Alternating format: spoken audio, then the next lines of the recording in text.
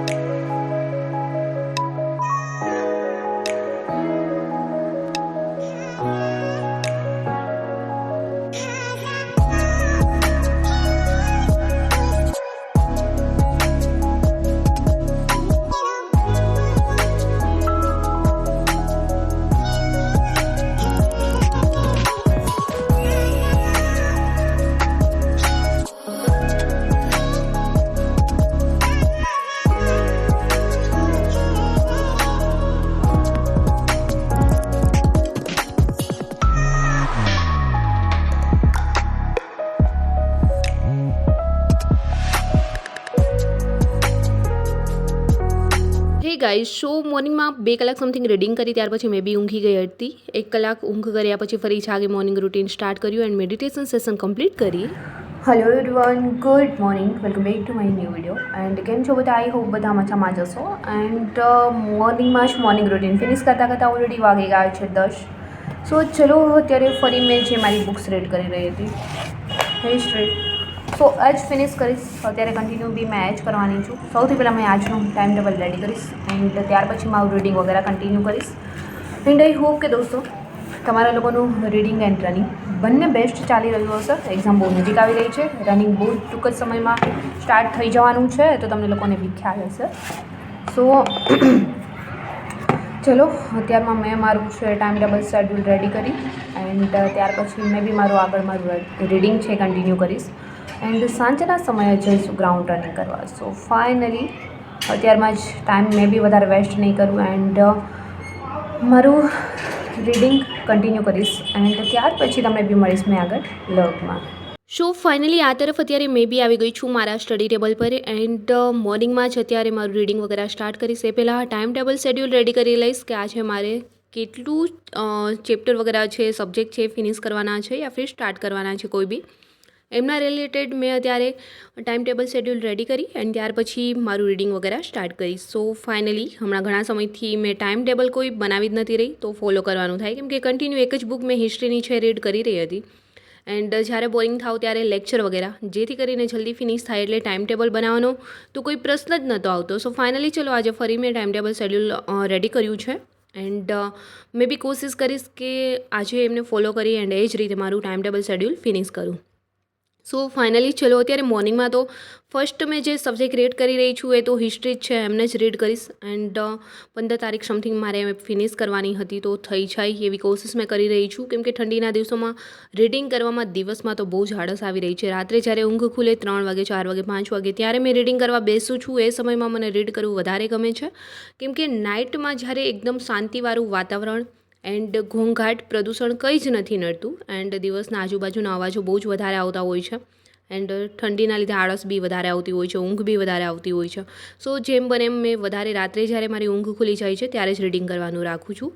સો ચલો અત્યારે first session મેં એમની જોડે જ કમ્પ્લીટ કર્યું એન્ડ ત્યાર પછી અત્યારે મારી પાસે આ ટીકી નોટ્સ છે, એમની અંદર મેં જે વિઝ્યુલાઇઝ કરું છું એમની અંદર નોટ કરી એન્ડ સામે ચિપકાવી દઈશ.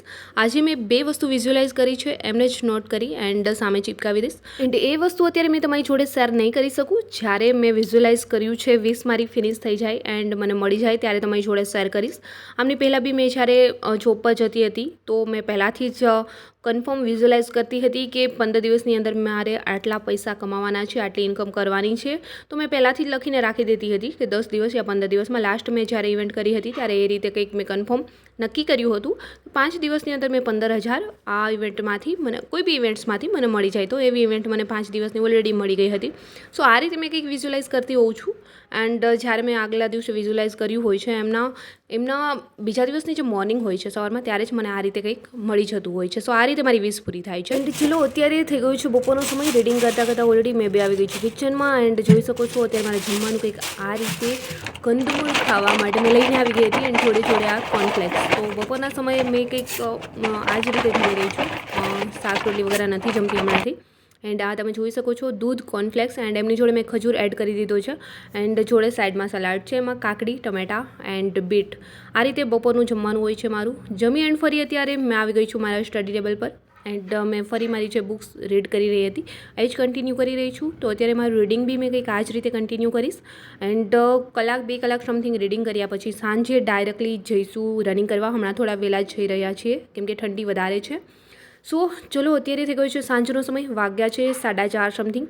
એન્ડ ફટાફટથી રેડી થઈને મેં બી નીકળી ગઈ છું અત્યારે. એન્ડ જઈ રહી છું અત્યારે મેં એથ્લેટિક ગ્રાઉન્ડ છે, અમે લોકો રનિંગ કરી રહ્યા છીએ. એન્ડ ઠંડીના દિવસોમાં વહેલા જ જઈશું ગ્રાઉન્ડ પર, જેથી કરીને ફટાફટ રિટર્ન થઈ જવાય. કેમ કે બહુ જ વધારે પવન એન્ડ ઠંડી હોય છે. તો ત્યાં બી રનિંગ કરતા હોય ત્યારે શ્વાસ લેવામાં બહુ બધી તકલીફ પડતી હોય છે આટલી ઠંડીમાં. એન્ડ કેટલા લોકો એવા છે કે ઠંડીમાં ગ્રાઉન્ડ પર પહોંચતા જ નથી. આળસ આવતી હોય, ઠંડી લાગતી હોય, તો બી અમે લોકો તો ટ્રાય કરીએ છીએ કે ડેઈલી ગ્રાઉન્ડ જઈ શકીએ. એન્ડ ચલો આ તરફ અમે લોકો એથ્લેટિક ગ્રાઉન્ડ બી પહોંચી ગયા છીએ. એન્ડ જોઈ શકો છો કે આટલી ભયાનક ઠંડીની અંદર બહુ બધા લોકો અહીંયા અત્યારે બી રનિંગ કરી રહ્યા છે. એન્ડ આજનું અમારું જે રનિંગ હતું એ 15 મિનિટ કન્ટિન્યુ કર્યા પછી અમે લોકો અત્યારે સિટઅપ્સ વગેરે લગાવી એન્ડ થઈ ગયા છીએ રિટર્ન. કેમ કે આજે અમે લોકોએ લાસ્ટ સ્ટ્રેચિંગ વગેરે નથી કર્યું.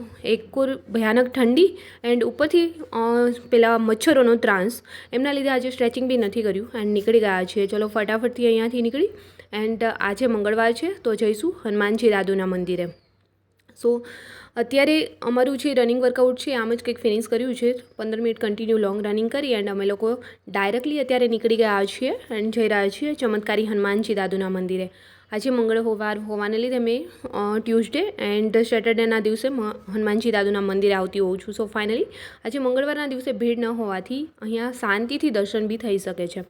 સો ચલો અત્યારે અહીંયા જ આરતી વગેરે લઈશું એન્ડ હનુમાન ચાલીસાનો પાઠ કરી એન્ડ હનુમાનજી દાદુને થોડા મનાવી લઈશું. એન્ડ જે બી મનની વાત છે એ હનુમાનજી દાદુ પાસે રાખી ટેન્શન મુક્ત થઈ એન્ડ એક શાંતિનો અનુભવ થશે. સો ચલો આ તરફ અત્યારે હનુમાનજી દાદુને તેલ સિંદૂર મેં બી ચડાવી દઈશ. એન્ડ ઘણા લોકો કહેતા હોય છે કે તેલ સિંદૂર સ્ત્રીઓ ન ચડાવી શકે, ગર્લ્સ ન ચડાવી શકે. એવું નથી હોતું. હનુમાનજીની પૂજા ગર્લ્સ એન્ડ સ્ત્રીઓ બી કરી શકે છે. સો ચલો હનુમાનજી દાદુને મનાવી પ્રસાદી લઈ અમે લોકો થઈ જઈશું રિટર્ન. એન્ડ એમની જોડે આજનો વ્લોગ બી મેં સમાપ્ત કરીશ. જલ્દી મળીશું મારા એક ન્યૂ વ્લોગ.